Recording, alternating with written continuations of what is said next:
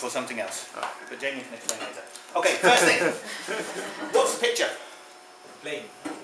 Oh, come on. In your country, this is a plane? A car plane. So Hybrid. Away. I didn't saw the before. So why would I have the picture? What do you think the topic we're going to deal with is? It's the tax invention. Not inventions, no. Construction. Talking about Well, what is this? What are they doing? Fly. And when do you usually do that? To transport. Travel. To travel. And when do you usually travel? Vacations. Vacations and holidays. But this is not usual travelling. This is Short distance. short distance flight. It's a personal. Experiment, something different, something strange. So we're going to be covering today things that are strange and unusual, things that you remember. Normal, boring, everyday things are easy to forget. Now what are we actually doing in terms of learning today? By the end of the lesson, you'll be able to use narrative phrases. What's narrative? Tells a story. Stories. We've looked last week at connecting words for academic texts. We're going to look this week at narratives and also more academics. And we need to make sure that we understand how things organise. Narrative phrases are easy because a story has a beginning, a middle and an end. So it's very easy to organise. The importance of adjectives. Adjectives are important because Detail.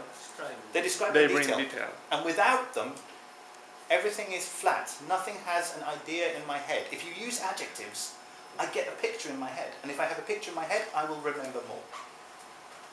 Tense choices. If we're doing a story, what tenses? Past. Which ones? Past. Perfect. You go straight for the very difficult. Past. Past simple, Past perfect. past perfect, and past. Continuous.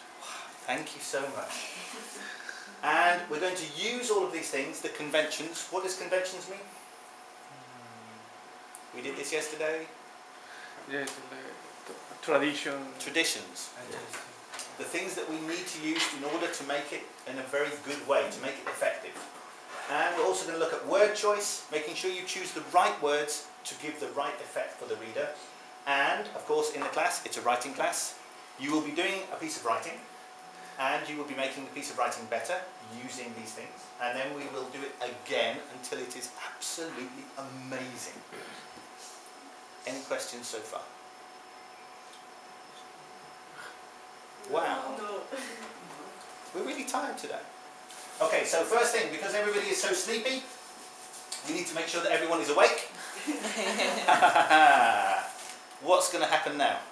Wake up. You're going to wake up. I hope. I would be so happy if you wake up.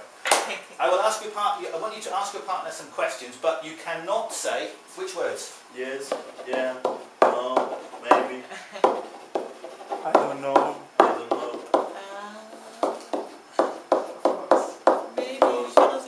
And yes includes, as Andres remembers. Yeah. Yeah, uh-huh. Yeah. You cannot say any of those words, and I don't know. I don't know is fine. It's good. Well, it's not good, it's lazy, but I know that we like the easy option. So, I want you to ask your partner questions. You cannot say any of these words. Right. Why? Quick, Andres, why? What does this do? How does this help you learn? To speak? But what do you do? When you do this, it means you can't use the easy You give choice. a short answer. You can't give the short answer, so you've got to think of other grammar, other vocabulary in order to answer.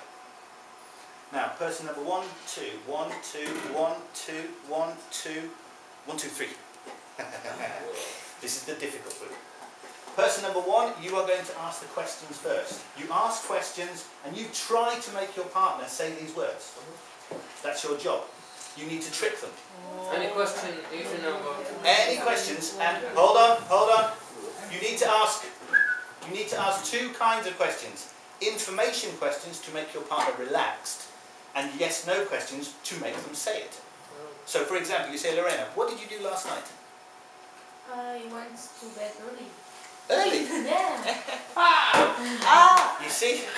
Oh. Immediately she said, yeah, after one question. So you ask for information, your partner relaxes, and then they make a mistake. Okay,